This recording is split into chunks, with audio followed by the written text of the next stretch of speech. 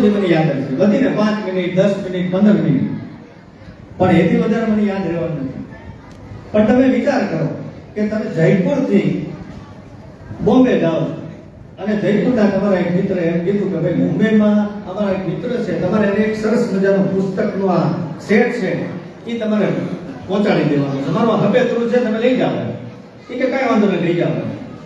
એટલે ભાઈ મુંબઈ પહોંચો તમે, અને મુંબઈ પહોંચીને તમે એમ કરો કે ભાઈ હું અહીંયા પહોંચ્યો છું બોમ્બે, અને મારી ભાઈનું ઘર શોધવું છે, તમે તરત ગૂગલ મેપમાં નાખો છો ને એના ઘરે પહોંચો, બહાર જઈને જોવો છો તો તમને ખબર પડે કે હા તો અબજોપતિ માણસ, 10-12 ગાડીઓ ઊભી છે, 4-5 ચોકીદાર છે, એની રજા લઈને તમે ઊભા છો ને તમે એમ કહો છો કે ભાઈ હું જયપુરથી મોકલેલું પાર્સલ છે એ પાર્સલ લઈને આવ્યો છું, હું તમને આ આપવા માટે આવ્યો છું. કે બહુ સારી વાત છે. ચોકીદાર જઈને સમાચાર આપે છે, એનો માલિક અબજોપતિ માલિક બહાર આવે છે તરત જ, એને એ પુસ્તકનું જે સેટ છે અથવા તો જે કંઈ સફેદું આપ્યું હતું એને આપે છે, એ પુસ્તક આપે છે, એ એના સફેદરાને સોંપે છે, એટલે તરત જ ઓલો અબજોપતિ માણસ છે એ એને વંદન કરે છે કે ખૂબ સારું કીધું, તમે આ ઘણા સમયથી મારે જેની રાહ હતી તમે લઈને આવ્યા છો. એટલે ભાઈ એને પરત જવા માંગે છે, ત્યારે ના પાડી કે નહીં તમે એમને ન જવાય, એને એ દોરીને લઈ આવે અને પોતાના ઘરે લાવીને એને ચા પાણી નાસ્તો કરાવે છે, ખૂબ સારી રીતે બેસાડે છે, ખૂબ સરસ રીતે એની સાથે વાત કરે છે કે તમે આ ખૂબ સારું કર્યું, તમે કેવી રીતે આવ્યા છો? એ કે ભાઈ હું તો ટ્રેનમાં આવ્યો છું અને ટ્રેનમાં જવાનું. એટલે તરત જ એના ડ્રાઈવરને ફોન કરે છે કે ગાડી બહાર કાઢો, આ મિત્ર આવ્યા છે અને એમને તમારે એના ગંતવ્ય સ્થાને પહોંચાડી દેવાના છે, અને આ વસ્તુ તમને કરે છે, તમે આભાર થઈ જાવ કે મને આ વ્યક્તિએ કેવું માન અને સન્માન આપ્યું, એનું વર્તન તો જવું. અને તમને એનો ડ્રાઈવર મૂકી જાય છે, હજી આટલેથી પૂરું નથી થતું, પણ 10-15 મિનિટ પછી તમારી અંદર ફોન આવે છે મહાનુભાવનો, અબજોપતિનો, કે ભાઈ તમે યથાસ્થાને પહોંચી ગયા છો, મજામાં છો? અરે વાહ. પછી ગુરુજીને પૂછે છે કે તમને આવો અનુભવ થયો હોય તો તમને શું યાદ રહેશે? તો કે આ માણસ મને જિંદગી બદલી દીધી. શું કામ? તો કે એનું આ સદવર્તન છે, આ સદવર્તન મને ક્યારે ભૂલાય નહીં, અને એટલા માટે અહીંયા જે કામ થઈ રહ્યું છે એ પણ એક બીજો ઇવેન્ટ છે, 3 સ્થાને સાથે લઈ સત્સંગ, સદભાવના અને સદવર્તન. સત્સંગથી સદભાવના આવે અને વર્તન આવે. આ સદભાવના ઊભી કરવાનું કામ, સદવર્તન કરવાનું કામ, આપણા આધ્યાત્મિક અને સાંસ્કૃતિક પરંપરાને વાપરવાનું કામ અહીંયા આપણે સદ આશ્રમમાં થયું છે. પણ જોરદાર તાલીથી આપણે બતાવીએ. છેલ્લે એક 4 રાણીની વાત કરવી છે. એ ખૂબ મોટો રાજા હતો અને રાજાએ એની 4 રાણી હતી. એટલે અમે પ્રથમ રાણી હતી ને બહુ માની હતી અને પ્રિય, એટલે એને ખૂબ માન અને સન્માન આપે, ખૂબ એનો આદર કરે, ખૂબ પ્રેમ આપે. એવી બીજી રાણી હતી, પણ એ બીજી રાણી હતી ને એને એ કેવી રીતે રાખે કે કઈ સન્માન સમારંભ હોય, કઈ બીજું હોય ત્યાં એને સાથે લઈ જાય, એને એવી રીતે આદર આપે. ત્રીજી રાણી હતી, તો ત્રીજી રાણી કેવી રીતે રાખે? તો એ એને કોઈ પણ સમયે કાંઈ મુશ્કેલી પડી હોય તો એની સાથે વાતચીત કરે અને એને મદદ કરે, એના પ્રશ્નોનો નિરાકરણ માટે એની સાથે જાય અને એને પૂછે ને યાદ કરે. પણ ચોથી રાણી એવી હતી કે સામી મળે ને તો મોઢું ફેરવી દે અને ઘડીક તો એને એવોઇડ કરે, પછી હલો હાય કરીને એની પાસેથી નીકળી જાય. તો તમે વિચાર કરો કે આ રાજા એક વખત બીમાર પડ્યો, અને બીમાર પડ્યો ને એટલે ખૂબ છેલ્લી સ્થિતિમાં આવી ગયો. એટલે એણે એમ કીધું કે ભાઈ હવે મારી સાથે કોણ આવશે, મારે તો ઉપર જવાનું છે, યમદૂત આવી ગયા છે. એટલે એ 4 રાણીમાંથી પહેલી રાણીને પૂછ્યું, એટલે એ આવી અને કે ભાઈ તમારે જે રીતે જવું હોય એ રીતે જાઓ, મારે કઈ તમારી સાથે આવવાનો પ્રશ્ન રહેતો નથી. એવું જ બીજી રાણીને પૂછ્યું, તો એણે પણ એમ કીધું કે ભાઈ મારે આ કાંઈ કરવાનું રહેતું નથી, તમે તમારી રીતે જાઓ. અને ચોથી રાણીને, ત્રીજી રાણીને પણ પૂછ્યું, એણે એમ કીધું કે બહુ તો હું તમને સ્મશાન સુધી સાથે આવીશ, એથી વધારે આગળ હું આવી શકીશ નહીં. તો તમે મને કે હવે કોને પૂછવું? તમે ચોથી રાણીને પૂછ્યું. તો એણે એમ કીધું, ચોથી રાણીને પૂછીને, તો કે હું તો છેક તમારી સાથે આવીશ, તમે મને પત્ની તરીકે સ્વીકારી છે તો હું તમારી સાથે આવીશ. તો આ 4 રાણીઓ કઈ છે એ સમજવા જેવું.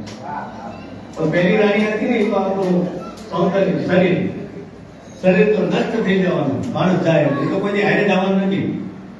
બીજું છે ઈ પૈસો છે પણ કોઈ દિવસ હારે જવાનો નથી. ઈ કે હું તો જાણે આવ્યો છે, હું તો બીજો કોણ છે ગયો જાય એમાં, હું તમારી પાસે આવવાની નથી. બીજી રાણી કે ત્રીજી રાણી છે એને એમ કીધું કે ભાઈ હું બહુ તો તમારે પૈસા સુધી હારે આવે. ઈ કોણ આવે? આપણા સગાવાળા. એથી વધારે કોઈ આપણા આવે નહીં. ત્યાંથી તો બધા મૂકી ગયા છે. હવે ઝડપથી પૂરું કરો અને આપણે નીકળી જઈએ. પણ ચોથી રાણીએ એમ કીધું કે હું તમારી સાથે આવીશ. અને ચોથી રાણી છે ને એ આપણું કર્મ છે, આપણું સત્કર્મ જેટલું સારું. આ અમર સાહેબ આશ્રમ સત્કર્મ અહીંયા આવે છે. એ સત્કર્મ આપણને સરસ મજાનો કરે. સત્કર્મ હંમેશા આપણી સાથે આવવાનું છે. તો આવા અમર સાહેબ આશ્રમમાં સુંદર મજાનો કાર્યક્રમ આયોજિત કર્યો છે. એમાં આલિકભાઈ, અમારા સંજયભાઈ, એમની સાથીદાર મિત્રો, એમની ટીમ, સુરતથી આવેલી ટીમ, એમણે ખૂબ સુંદર આયોજન કર્યું છે અને અમારા વિદ્યાર્થી મિત્રોને સત્કાર્યા છે. એમને ફરી એકવાર ખૂબ ધન્યવાદ આપું છું, અભિનંદન આપું છું અને મારી વાણીને વિરામ આપું છું. આપ સૌનો ધન્યવાદ, આભાર. ખૂબ ખૂબ આભાર ઉદય સાહેબનો. હવે આજે આપણે અહીંયા ભેગા થયા છીએ ને એટલે આનંદ જ કરવાનો છે અને જ્ઞાન જ લેવાનું છે. જે કાંઈ મહાનુભાવે અહીંયા આવે અને આપણને કાંઈક પીરસે તો એનો મતલબ એવો છે કે એના જીવનનો નિચોડ આપી રહ્યા છે. 5 દાયકા સુધી સાહેબે સેવા કરી, એનો નિચોડ આપણને 10 મિનિટમાં આપ્યો. ખૂબ ખૂબ આભાર. હવે આપણા બાળકોને સન્માનિત કરવાનો દોર આપણે અવિરત શરૂ રાખીએ. ધોરણ 9ના વિદ્યાર્થીઓ છે CBS દોશી હાઈસ્કૂલ દેવગામમાંથી. પ્રથમ નંબર છે બોગરા મિસ્ત્રી અશોકભાઈ, દ્વિતીય છે વેકરિયા ક્રિશા રાજેશભાઈ અને ત્રીજો નંબર છે ગળથિયા મીત રાજેશભાઈ. હું વિનંતી કરીશ ચંદુભાઈ જેરામ બાપા સમાધિ મંદિર જે લિંગાણાથી પધાર્યા છે એ આપણા બાળકોને સન્માનિત કરશે ચંદુભાઈ. અને સાથે જોડાશે જનકભાઈ ચંદ્રેશભાઈ વાળા. જનકભાઈ આગળ જોડાશે.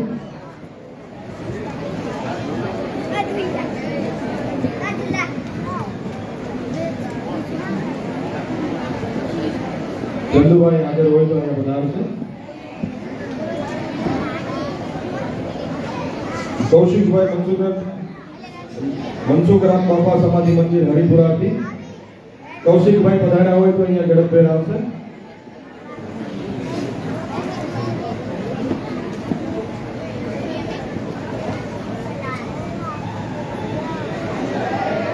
પરેશભાઈ જયંતિરામ બાપા સત્સંગ મંડળ ધરાઈથી જે અહીંયા હાજર હોય તો પધારશે આપણા બાળકોને સન્માનિત કરવા માટે.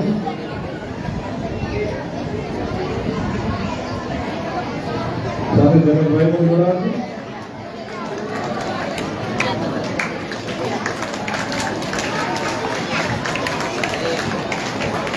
ત્યાર પછી હું વિનંતી કરીશ કીર્તન બાપા અને મનસુખ બાપા પીપળિયા, મનુ બાપુ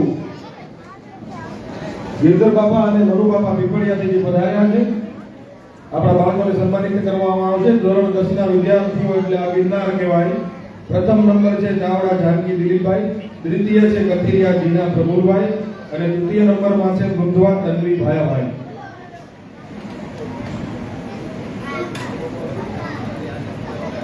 હા, ગિરધર બાપા અને મનુ બાપાને વિનંતી કે આપણા બાળકોને સન્માનિત કરવા માટે અહીંયા પધારશે.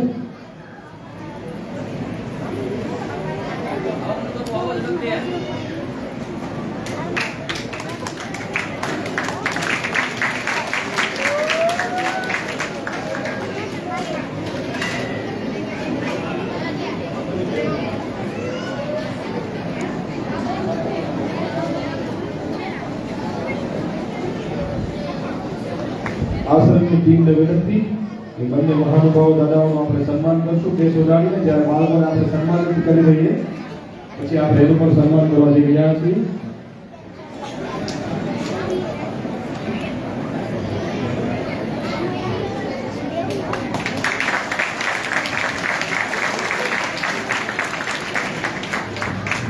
લક્ષ્મણભાઈ પટેલ જે અમદાવાદથી પધાર્યા છે, હું એને વિનંતી કરીશ કે અહીંયા બાળકોને સન્માનિત કરવા માટે સ્ટેજ પાસે પધારશે. સાથે સાથે જગદીશ બાપાને પણ વિનંતી છે કે એની સાથે જોડાશે.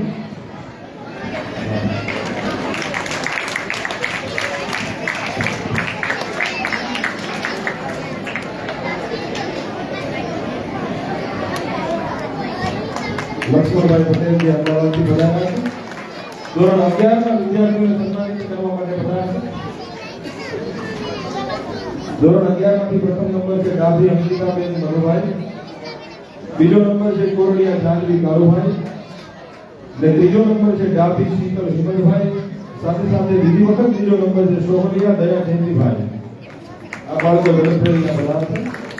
હું વિનંતી કરીશ જગદીશ બાપાને અને લક્ષ્મણ પટેલને જે અમદાવાદથી પધારેલા છે, આપણા માનનીય મહેમાનો છે, જે બાળકોનું સન્માન કરવા માટે જોડાશે.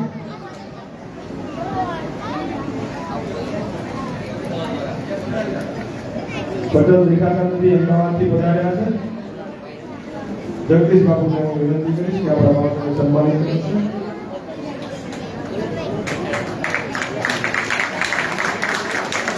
હવે હું વિનંતી કરીશ નંદુ બાપુ અને ગરુ બાપુને કે ધીરે ધીરે સ્ટેજ પાસે પહોંચશે. શ્રી નંદુ બાપુ અને ગરુ બાપુ.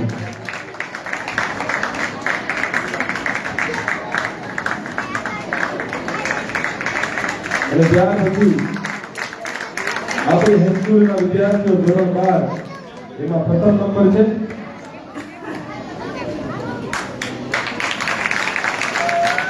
નીમાવતી ભાવેશભાઈ, બીજા નંબરમાં છે પરવળિયા ધ્રુવીબેન રતિલાલ અને તૃતીય નંબરમાં છે પરવળિયા દિશાબેન ભાવેશભાઈ. ખૂબ ખૂબ આભાર જગદીશ બાપુ તમારો.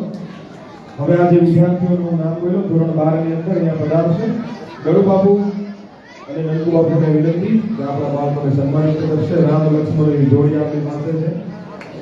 તાળીઓના ગગનાથી આ મહારાજોને આપણે વધાવીએ કે જે છત્ર છાયા નીચે આટલું મોટું વિશાળ કાર્ય થઈ રહ્યું છે. ચંદ્રેશભાઈને ગુરુ હોય એના પિતા હોય જે આપણે વચ્ચે ઉપસ્થિત છે. બાળકો અહીંયા 12મા ધોરણના પધારશે. પહેલો નંબર છે નિમાબેન દીકે ભાવેશભાઈ,